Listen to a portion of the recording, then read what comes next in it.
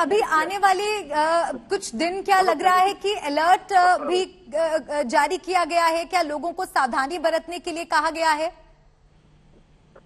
जी बिल्कुल, जो कल बड़ा झटका 1:12 पर आया था, उसके बाद से लगातार आफ्टर शॉक आ रहे हैं, अभी भी आ रहे हैं हर आधे घंटे 1 घंटे के बाद। लेकिन वो झटका उतना बड़ा नहीं है, तो लोगों में एक दहशत का माहौल अभी भी है। क्योंकि 2015 में जब नेपाल में बड़ा भूकंप आया था, उसके 1 महीने तक लगातार आफ्टर शॉक आते रहे थे, तो लोगों को ये आशंका है कि जो ये आफ्टर शॉक अभी आ रहे हैं वो अभी कुछ दिन तक और आने की आशंका है। और यहाँ सिस्मोलॉजी डिपार्टमेंट ने बताया है कि हो सकता है तो एक बड़ा झटका और आए। हालांकि लोगों को सावधान रहने के लिए कहा गया, एहतियात बरतने के लिए कहा गया है, और ये नहीं भी आ सकता है, लेकिन एहतियात के तौर पर वहां पे अलर्ट जारी कर दिया गया है। बिल्कुल, और जानकारी ऐसी भी सामने आ रही है कि 8 नवंबर की रात भी भूकंप आया था, जिसकी तीव्रता 4.9 थी, और उसके बाद लगातार अब जो बीती रात झटके महसूस किए गए, उससे भी हम देख रहे हैं कि कितना नुकसान हुआ है। बिल्कुल, नेपाल में 2015 के बाद लगातार हर दूसरे तीसरे महीने में कहीं न कहीं भूकंप के झटके आते ही रहते हैं। लोगों को तो अब खासकर काठमांडू और आसपास के रहने वाले लोग हैं, उनके लिए अब ये भूकंप का झटका कोई बहुत बड़ी बात नहीं लगती। वो इतने झटके सह चुके कि उनके लिए कोई बहुत बड़ी बात नहीं लगती। लेकिन चूंकि डोटी और आसपास के इलाकों में पहली बार है, तो वहाँ के लोग काफी घबराए हुए हैं, काफी दहशत में हैं। किस तरह के प्रिकॉशंस पंकज जी वहां लिए जा रहे हैं? क्योंकि अगर 6 से ज्यादा तीव्रता का भूकंप आता है तो कच्चे घर उसमें गिर सकते हैं, इमारतों की नींव भी दरकने का खतरा रहता है। तो क्या इस बात को लेकर भी क्या अब इंस्पेक्शन चल रहा है कि अगर कुछ लोग इस तरह के घरों में, इमारतों में रह रहे हैं, उनको शिफ्ट किया जाए? ये बिल्कुल, वहाँ जो जिस एरिया में ये भूकंप आया है वहाँ सिर्फ कच्चे घर ही ज्यादातर हैं, तो उन सभी को अभी पुलिस की तरफ से वहाँ सामियाना और टेंट वगैरह लगा के उनको वहाँ पे रखा जा रहा है। किसी को भी घर में रहने की सलाह नहीं दी गई है। बहुत ही पुराने घर होने के कारण से अगर हो सकता है यदि कुछ इस तरह का बड़ा झटका और आए तो घरों को नुकसान पहुंच सकता है, लोगों की जान माल का खतरा हो सकता है। इसलिए लोगों को एहतियात के तौर पर जो खुली जगह है वहाँ पे रहने की व्यवस्था सरकार की तरफ से की जा रही है। जी पंकज जी, शुक्रिया आपका जानकारी हमारे दर्शकों तक पहुंचाने के लिए। तो पंकज दास जी पत्रकार हैं, नेपाल से जानकारी दे रहे थे कि 6 लोगों की मौत की खबर है और रेस्क्यू लगातार वहां पर किया जा रहा है। रेस्क्यू ऑपरेशन का काम चल रहा है, मलबे को हटाने का काम हो रहा है और देखा जा रहा है कि क्या अभी भी कुछ लोग वहां फंसे हो सकते हैं।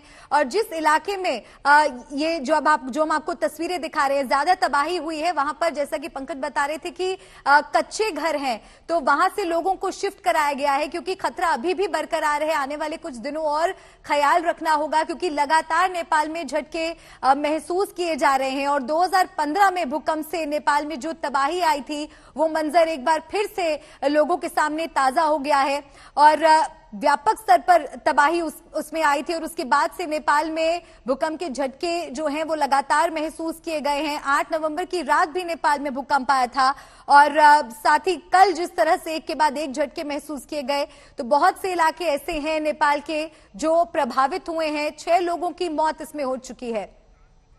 और अगर हम हिंदुस्तान की अगर बात करें तो वो भी हम आपको लगातार दिखा रहे हैं कि कौन कौन से वो शहर हैं, कौन कौन से वो राज्य हैं जहां पर भूकंप के झटके महसूस किए गए हैं। इस मैप के माध्यम से आप समझिए कि भारत में भी इसका असर देखने को मिला है। भारत के साथ साथ चीन में भी कई जगहों पर झटके महसूस हुए हैं। हालांकि एपिसेंटर नेपाल में था जहां पर 6 लोगों की मौत हो गई। 6.3 भूकंप की तीव्रता मापी गई है और बताया जा रहा है कि 1.5 घंटे में 2 बार धरती हिली है। लेकिन दिल्ली एनसीआर में भी देर रात भूकंप के तेज झटके महसूस किए गए। हिमांशु लगातार बने हुए हैं हमारे साथ। हिमांशु, नेपाल की अगर बात की जाए तो वहां पर तो एहतियाती कदम उठाए जा ही रहे हैं, लेकिन हिंदुस्तान के लिए भी आने वाले कुछ दिन क्या लग रहा है कि खतरा बना हुआ है, भूकंप को लेकर सावधान रहने की जरूरत? देखिए, ये जो पूरा इलाका है, खास तौर से जो हिमालय का पूरा इलाका है, राजधानी दिल्ली तक की बात करें तो सेस्मिक जोन 4 और 5 में ये कई इलाके जो हैं वो आते हैं। तो अपने आप में यहाँ पर सतर्क रहने की जरूरत तो हमेशा ही रहती है और यही वजह है कि आप देखिए, चाहे वो ऑफिसेज हों, चाहे वो नई बन रही बिल्डिंगें हों, उनमें कोशिश की जाती है कि लगातार एक तो लोगों को एजुकेट किया जाए, भूकंप से बचे, अगर कभी भूकंप आता है तो किस तरीके से आपको खुद को और अपने साथियों को बचाना है। वहीं दूसरी तरफ कोशिश ये भी की जाती है कि जो नई बिल्डिंगें बन रही हैं वो भूकंप रोधी हो, कि अगर भूकंप आने की कंडीशन में वो बिल्डिंगें टिकी रहें, वो खड़ी रहें। और लगातार इसको लेकर के बातचीत भी होती रहती है और लोगों को एजुकेट भी किया जाता रहता है। आप देखिए, जिस तरीके से अगर हमें याद हो कि तकरीबन 4 से 5 साल पहले छोटे छोटे भूकंप कई बार दिल्ली एनसीआर में फील किए गए, जो 1 से 2 दिन के गैप पे आ रहे थे। उस वक्त लोगों में एक डर देखने को मिला था। कई लोगों ने घरों के अंदर कुछ इस तरीके से सामान रखना शुरू किया था कि अगर हल्का सा भी भूकंप हो तो जैसे प्लेट के ऊपर गिलास ऐसे रखते थे ताकि उन्हें पता लग जाए और वो वक्त रहते घर से बाहर आ जाए। और इस तरीके से देखिए, यही वजह था कि जब कल रात में जब लोगों ने फील किया, जैसे ही फील किया उसके तुरंत बाद हमने देखा कि कई लोग बेहद तेजी से घरों से बाहर निकले, खुद को सुरक्षित जगहों पर पहुंचाने की कोशिश की। कई लोग पार्क में इकट्ठे हुए, कुछ लोग गाड़ियों में अपने आकर के बैठ गए। तो ये चीजें हैं कि लगातार जो लोग सतर्क रहते हैं भूकंप को लेकर के। इस बार की अगर हम बात करें तो नेपाल में एपिक सेंटर भले ही था, लेकिन हिंदुस्तान और चाइना 3 देशों में इसको फेल किया गया फील। और इसके अलावा हिंदुस्तान के 7 राज्यों में, जिसमें दिल्ली भी एक था, यहां पर लोगों ने इसे फील किया और दिल्ली एनसीआर में झटका अच्छा खासा लोगों ने महसूस किया, ठीक ठाक झटका लोगों ने महसूस किया।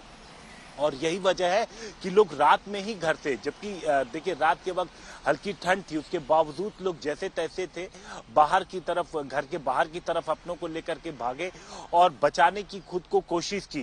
क्योंकि जब बताया जाता है तो ये सारी चीजें प्रिकॉशंस के तौर पर लोगों को बताई जाती हैं और एक घबराहट कुछ लोगों में देखने को मिली।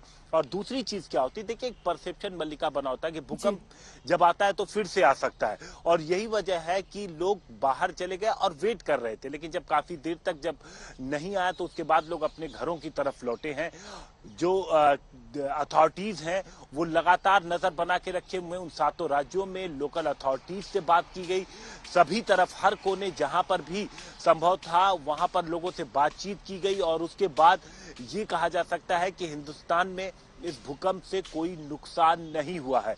और एक्सपर्ट की अगर हम बात करें तो उनका कहना है कि देखिए, चूंकि जब भूकंप अगर 6 के आसपास आता है रिक्टर स्केल पे तो उसका नुकसान ज्यादा होता है, लेकिन डेप्थ ज्यादा होने की वजह से वो जो इंपैक्ट है वो उतना ज्यादा नजर नहीं आया। और यही गनीमत की बात रही कि डेप्थ नीचे होने की वजह से 10 किलोमीटर अंदर होने की वजह से वो इंपैक्ट ऊपर नजर नहीं आया। हिमांशु, भूकंप के दौरान सुरक्षित स्थान पर रहना बहुत जरूरी होता है और इमारतों और घरों के गिरने का खतरा बना रहता है। भूकंप से जितनी भी मौतें होती हैं वो बिल्डिंग के मलबे में दबकर ही होते हैं। ऐसे में जरूरी होता है कि आप अपने आप को सेफ जगह पर ले जाएं। दिल्ली क्योंकि जोन 4 में आता है, क्या लग रहा है कि कितना जरूरी है अब प्रिकॉशंस लेना, इस तरह की कदम उठाना कि लोग सुरक्षित रहें?